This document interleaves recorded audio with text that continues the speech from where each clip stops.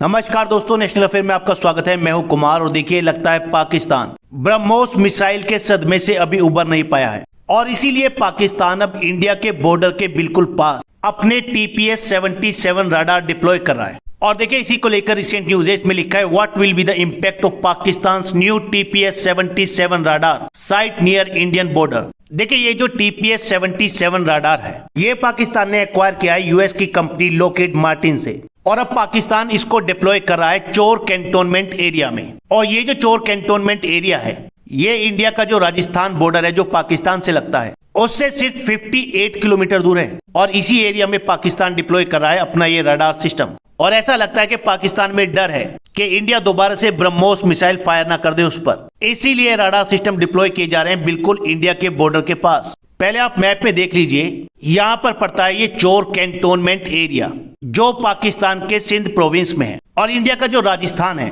उसके बॉर्डर पर एक जगह पड़ती है मनुबाऊ, उससे सिर्फ 59 किलोमीटर दूर है।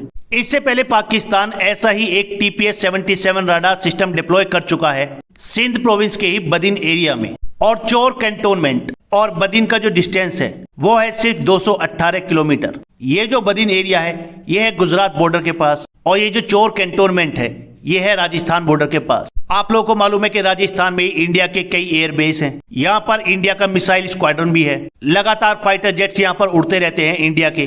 तो इन्हीं सब चीजों को ट्रैक करने के लिए पाकिस्तान ये रडार सिस्टम डिप्लॉय कर रहा है।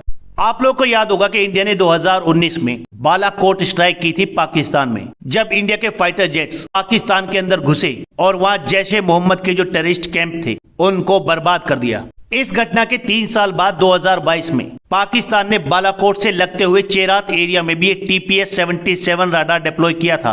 तो देखिए, जहां जहां इंडिया ने अटैक किया, चाहे वो बालाकोट हो, चाहे वो जगह हो जहां इंडिया की ब्रह्मोस मिसाइल गिरी थी, उन सभी जगह पाकिस्तान इस रडार सिस्टम को डिप्लॉय कर रहा है। ये जो TPS-77 रडार सिस्टम है, ये पाकिस्तान ने एक्वायर किया है यूएस की कंपनी लॉकहीड मार्टिन से और इनको पाकिस्तान आर्मी में इंडक्ट किया गया था 2008 में। पाकिस्तान का प्लान है इसे दर्जन भर रडार डिप्लॉय करने का इंडियन बॉर्डर के पास, जिससे कि वो इंडिया के फाइटर जेट्स पर या मिसाइल्स पर नजर रख सके। देखिए, अगर इस रडार सिस्टम की बात करें तो ये काफी लेटेस्ट जनरेशन का रडार है और इस रडार सिस्टम के बारे में ये कहा जाता है कि ये दुनिया में इकलौता ऐसा रडार है जो वैली कवरेज प्रोवाइड करता है, यानी किसी वैली में होने वाली कोई एक्टिविटी भी ये पकड़ सकता है। साथ ये प्रोवाइड करता है लॉन्ग रेंज डिटेक्शन कैपेबिलिटीज। देखिए, इन TPS रडार सिस्टम को बनाया यूएस की कंपनी लॉकहीड मार्टिन ने। इसमें शामिल है AN/TPS-77 और AN/TPS-117 रडार। पाकिस्तान के पास है TPS-77। ये एक हाईली मोबाइल रडार है।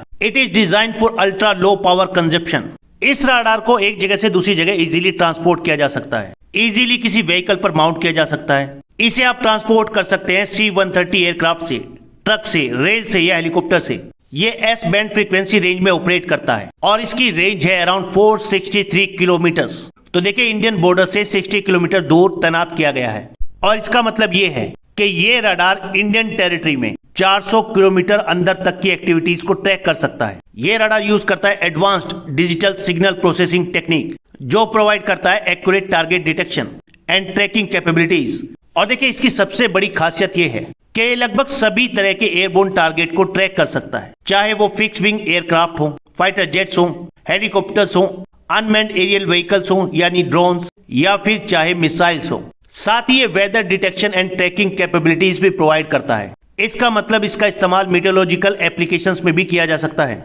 अब देखिए, पाकिस्तान ने ये जो रडार सिस्टम डिप्लॉय किया है इंडियन बॉर्डर के बिल्कुल पास में, जाहिर सी बात है इसकी रेंज काफी ज्यादा है और इंडिया के जो एयरबेस हैं या जो मिसाइल स्क्वाड्रन यूनिट हैं पाकिस्तान बॉर्डर के बिल्कुल पास, ये रडार उन सबकी एक्टिविटीज को ट्रैक कर पाएगा। चाहे इंडिया के फाइटर जेट्स बॉर्डर एरिया के पास किसी ट्रेनिंग में हो या कोई एक्सरसाइज कर रहे हो या फिर इंडिया अपनी किसी मिसाइल का ऑपरेशनल टेस्ट कर रहा हो, वो सब ये रडार पकड़ सकता है। अब देखिए, अगर बात करें कि पाकिस्तान के नए रडार सिस्टम का इंडिया पर क्या इंपैक्ट होगा, तो देखिए, एक बात तो क्लियर है कि जो पाकिस्तान की नई रडार साइट है इंडियन बॉर्डर के बिल्कुल पास, ये इंडिया की एयर डिफेंस कैपेबिलिटीज को डेफिनेटली इंपैक्ट करने वाली है।